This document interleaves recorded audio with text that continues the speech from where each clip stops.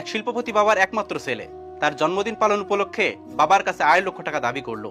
এর মধ্যে তার মা চলে আসলো এবং বলল, এই সম্পদ তো একদিন সবই তার হয়ে যাবে, তাকে দিয়ে দাও, তার মনে কষ্ট দিও না।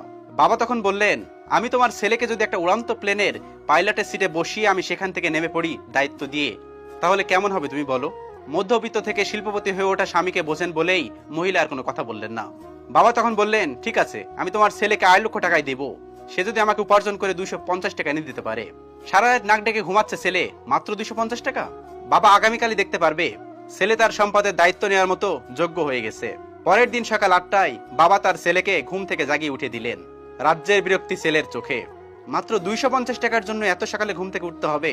রেডি হয়ে নাস্তা সেরে একেবারে ফুলবাবু সেজে 250 টাকা উপার্জনের জন্য বের হয়ে গেলেন। পকেটে একটা টাকাও নেই, সাথে দেখার জন্য বাবা একটা লোকও দিয়েছেন। ঘর থেকে বের হওয়ার পর তার মনে হচ্ছে সে যেন একটা সমুদ্রের মধ্যে হাবুডুবু খাচ্ছে। বিনা পুঁজিতে টাকা কোথায় পাই, কোথা থেকে ধার নিবে সেটাও পারতেছে না, কারোর সাহায্য নিতে পারছে না, ভিক্ষাও করতে পারবে না। পরিশ্রম করে উপার্জন করতে হবে, ভাবতে ভাবতেই দুপুর হয়ে গেল। সামনে একটা রিক্সার গ্যারেজ, ঢুকে পড়লো সেখানে, কিন্তু অপরিচিত মানুষকে তারা রিক্সা দেবে না। হঠাৎ মাথায় একটা বুদ্ধি আসলো, রিক্সা পায়নি তো কি হয়েছে, রিক্সা ঠেলতে তো পারবে। তখন উঁচু ব্রিজগুলোতে রিক্সাওয়ালার সাথে একজনকে রিক্সাগুলোতে ঠেলে উপরে উঠিয়ে দিতে হতো, বিনিময়ে যাত্রীরা 1 টাকা করে দিত। নন্দলাল নাদুস নুদুর জীবনে কোনো কাজ করেনি, এক গ্লাস পানিও নিজে কখনো ঢেলে খায়নি, আর আজ তপ্ত রোদে রিক্সা ঠেলছে, তাও আবার পুরান ঢাকায়। 10টা রিক্সা ঠেলে 50 টাকা উপার্জন করলো। 11 নম্বর রিক্সা ঠেলতে গিয়ে হোঁচট খেয়ে হাঁটু গেল ছিঁড়ে।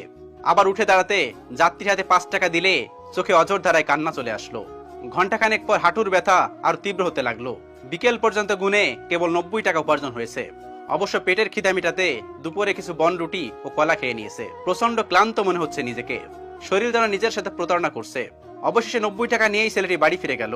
ক্লান্ত শরীরে চোখে পানি নিয়ে বাবার সামনে গিয়ে দাঁড়িয়ে বাবার হাতে 90 টাকা দেয়। বাবাকে জড়িয়ে হু হু করে কাঁদতে কাঁদতে বলল, আমি পারিনি বাবা। তখন মায়ের অজর ধারা গুনগুন কান্না পরিবেশটা আরো ভারী করে তুলছে। ছেলের বিধ্বস্ত ক্লান্ত চেহারা, হাঁটুর কাছে ছেঁড়া প্যান্ট দেখে বাবা একটা গাজল হাসি উপহার দিল। ছেলের কাঁধে হাত রেখে বাবা বলল, এখন তুমি আমার সঙ্গে সায়দাবাদ থেকে হেঁটে বুড়িগঙ্গা নদীর কাছে যাবে। কোনো প্রশ্ন না। 4-4টা গাড়ি থাকতে, 2জন ড্রাইভার থাকতে হেঁটে কেন? ছেলের জিজ্ঞাসা চোখে বাবা বললেন, বাবা আজকের এই পজিশনে তো আমি একটু একটু করে এভাবে এগিয়ে এসেছি, গাড়ি বা বিমানের গতিতে আসিনি। তুমি তো মাত্র একটা দিন কষ্ট করেছো, একটু ধৈর্য ধরো। ক্লান্ত ছেলের হাত ধরে হাঁটতে হাঁটতে রাত 11:30টার দিকে ব্রিজে পৌঁছালো পিতা এবং পুত্র। শান্ত নদী রেলিং ধরে দাঁড়িয়ে বাবা বললেন, তুমি আমার হাতে 90 টাকা দিয়েছো তাই না? ছেলে বললেন, জি বাবা, আমার জীবনের প্রথম উপার্জন।